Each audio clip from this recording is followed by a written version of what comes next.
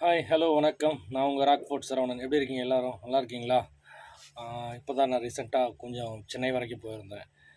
அதனால தான் என்னால் வீடியோ டெய்லியும் என்னால் போட முடியல. Sorry for the time. இப்போ நான் நிறைய விஷயங்கள் கலெக்ட் பண்ணுறதுக்காக சென்னை வரைக்கும் போயிருந்தேன். இப்போ நேற்று ஒரு நியூஸ் ஒன்று பார்த்தேன்.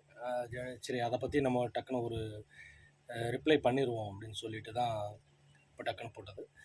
நிறைய விஷயங்கள் கேதர் பண்ணிட்டு வந்திருக்கிறேன். ஸோ நிறைய விஷயங்கள் ஸ்டெப் பை ஸ்டெப்பாக ஒன் பை ஒன்னாக நான் எல்லாமே ரிலீஸ் பண்ணுறேன்.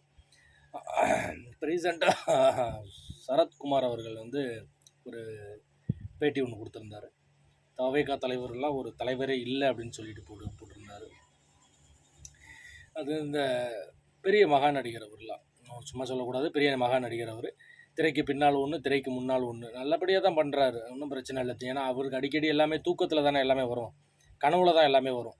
கனவுல தான் காலையில் எழுந்திரிச்சா காப்பி குடிக்கலாமா, இல்லை வேறு ஏதாவது சாப்பிட்லாமா அப்படிங்கிற மாதிரி அவருக்கெல்லாம் கனவு வரும் அவருக்கு.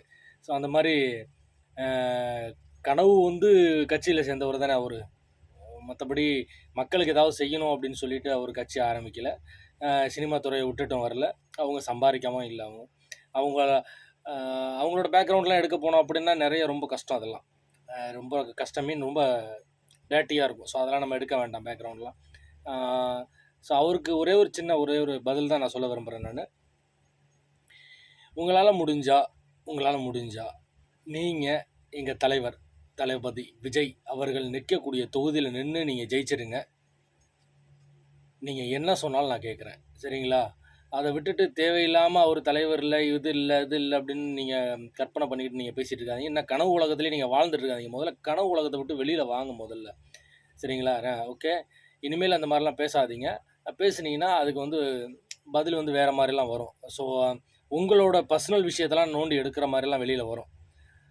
ரெண்டாவது வந்து அவரோட பர்சனல் விஷயத்தெல்லாம் இப்போ எடுத்து எல்லாமே பப்ளிசிட்டி பண்ணுறாங்கல்ல. பத்திரிகையாளர்களை பற்றி நிறையா பேசுவோம். அவரோட பர்சனலை பற்றி எல்லாம் பேசிகிட்டு இருக்கிறீங்கள, அவரோட பர்சனல் வாழ்க்கை நீங்கள் நினைக்கிற மாதிரிலாம் கிடையாது.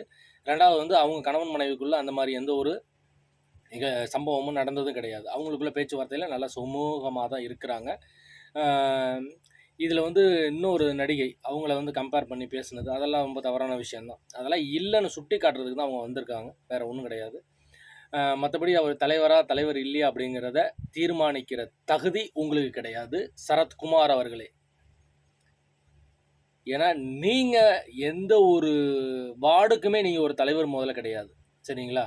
முதல்ல நீங்கள் உங்களை நம்பி இருந்த ரசிகர்களுக்கு முன்னாடி உங்களை நம்பி இருந்த ரசிகர்களுக்கு என்ன செஞ்சுருக்கீங்க, எத்தனை பேரோட லைஃபுக்கு வந்து நீங்கள் சப்போர்ட்டாக இருந்திருக்கிறீங்க, அதை மட்டும் நீங்கள் பேசுங்க.